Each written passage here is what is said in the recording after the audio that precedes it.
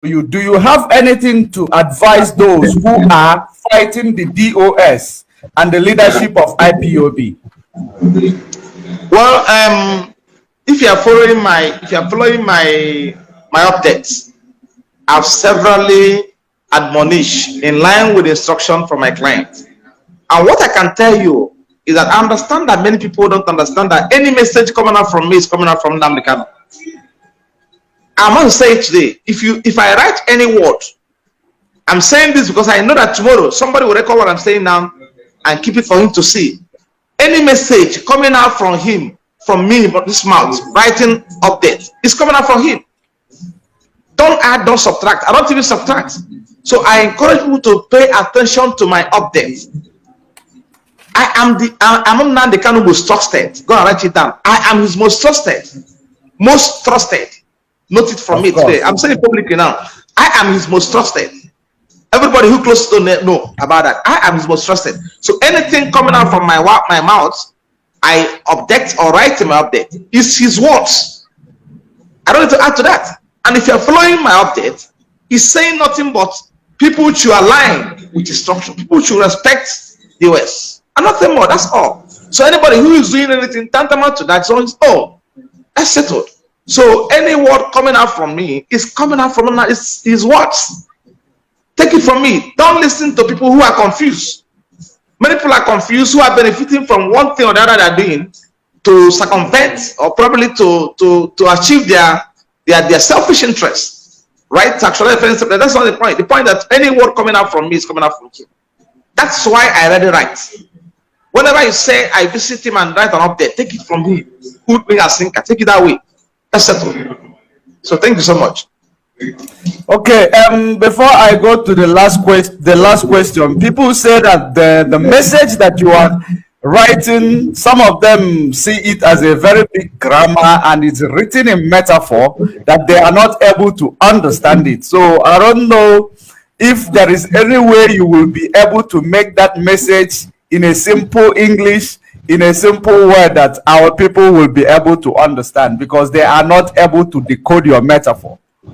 My brother, sorry about this. I've taken time to listen to the complaints about things I do. You know what? My problem is that whenever I get probably I find myself in a certain mood, I'll write things that when you read it, you feel you have to get close to your dictionary to understand things I do. But you can understand that the one update I did about a few days ago, I have to come down to level of Umochineke. Few of them who may not understand, and I can assure them going forward I'll flow from that pattern for them to understand, because English is not our mother language, it's a foreign language. So I have to demystify it in a manner they will understand, sentence to sentence, what I mean. And so what I'm saying that Nnamdi Kanu is not playing with this structure. He said nobody should make no mistake about it, like structure remains intact. And anybody who's working against structure is offending him. That's settled. That's all. So that means DOS we should listen to. Sure. Thank you very much. The last question is, what is your general advice for the followers of our leader, Nnamdi Kanu? My advice to them is that in time like this, you see what I told my client, Nnamdi Kanu, at some point, we are having a very good chat. We're having chats. Usually when I have exclusive meeting with him, we're alone. It's good. Unfortunately, it's happened. But it's good for that kind of thing to happen. For somebody to understand those who are close to him. And somebody understand those who are truly disposed, who are true disciples, who are true followers. So I want to tell people to understand that this is the time Nnamdi Kanu needed them. He needed you people now. You needed them now. You need their prayers. You need their solidarity. You need their peaceful conduct. You need your respect for him, for his decisions. You need respect for his structure. So don't be confused. Don't make no mistake about it. So don't believe any form of wrong narratives over there. Believe in what he says. Believe in things I tell you people. Believe in the messages he pass across. He will come out soon. I can bet my life for that. Nnamdi Kanu is coming out soon. And he'll come out like a surprise. I said nobody will be carried along as to when you'll be coming out again. But I can assure you that he will come out like it will be a surprise to everybody. It will be a shock. So take it from me at this moment in time. So because by the time you come out, those who think that he will not come out to be shocked. Those who are working against his interests. Those who are fighting his interests. Those who think they can upturn what he has set up will be shocked. He will come out. Because I can assure you he has not committed any offense unto law. A lot of things are going on. He will come out soon. So more especially when they have no case against him in court. So take it from me. I'm saying this today. I can see me in my attire. My attire as a knight of St. Christopher, the highest ranking ranks in African communion today. So talking to you, I'm not saying this from a bar, drinking from. I'm saying it from my room, talking to you from what I know is obtainable, what will happen.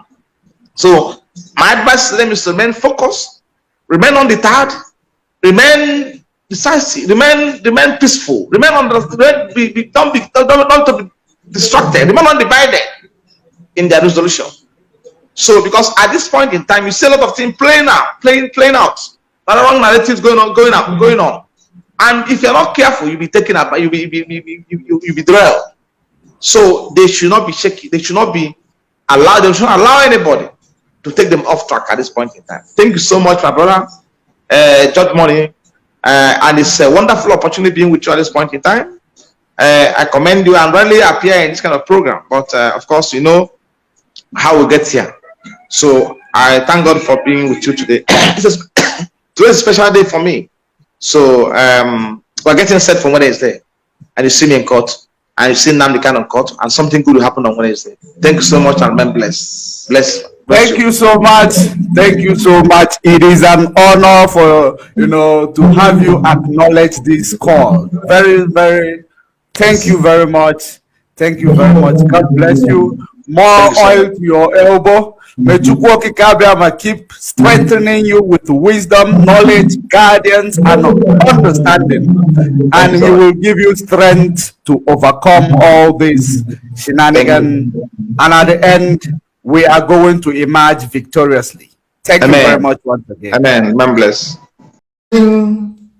I want to place it on record that our enemies are intensifying their attack against us from every corner. I am not saying this as lamentation or complaint. I am only trying to prepare our people for what is to come. You are being prepared for what is to come. The time has come to separate the chaff from the wheat itself. Our march is very, very near. The enemies are trembling, they are quaking, they are doing all they can to try to stop us. But they have failed very woefully, and they will continue to fail. But I want to tell you that we are getting attacks from everywhere all over the world. And very soon, they will buy over some of you. They will buy some of you over. The spirit of Obabiasika and Ifajuna are still in some of you. When the time comes, they will buy you over. I am not doing this program tonight to ask all of you to be strong. I am doing it to remind you, not that if they succeed in buying you over, you're not going to stop what we're doing. You can't. You cannot. Not in a trillion years. But I need you to appreciate one very simple fact. That at the end of this very race, everybody will testify that indeed Chukwu Okike Abiama, the same God of Israel, of Abraham, Isaac, and Jacob, the same God of Ehiri in Aguleri, the same God of Umweri, the same God of Ora-Eri, the same God of Owe-Eri, the same God of Arochukwu, not to be known by the true God, one true God. You will know that indeed, not only is he omnipotent, that same God is the owner of this very agitation. No human being can stop it. We have enemies, and we need to be very, very careful, both within and without. Very, very careful. The next 2 weeks will be very pivotal. Next 2 weeks will be very, very important in the life, or should I say, in this very mission that we have embarked upon. The devil will do everything. And you are going to watch spectacularly how we are going to destroy and shame the enemy. That at the end, every glory and adoration will belong to God and not to man. Now let us go and tell you what is happening that some of you do not understand. I want those of you who are hardcore, those who were chosen before you were born. There were some people who were chosen before they were born to agitate for Biafra restoration. This is a message for you. Those who from their mother's womb they were born to do this very work. You must be very, very strong. Because Biafra will open the eyes of black people all over the world. Because Biafra will mean that blacks from America, blacks from the Caribbean, from Southern America, they will all flood into Africa. It will be like the time that Yeshua was born. Biafra is like a light, a beacon. They will follow it. They will say, let us go and see what is happening there. That is what these neo-colonialists do not want. They don't want Biafra to come.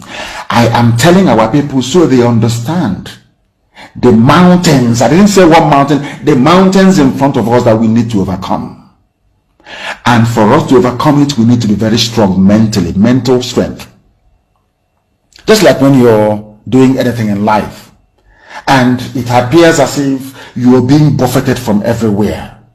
That is the time that you no longer rely on willpower or your muscles. You go to your brain to endure and to persevere and to keep going until you overcome.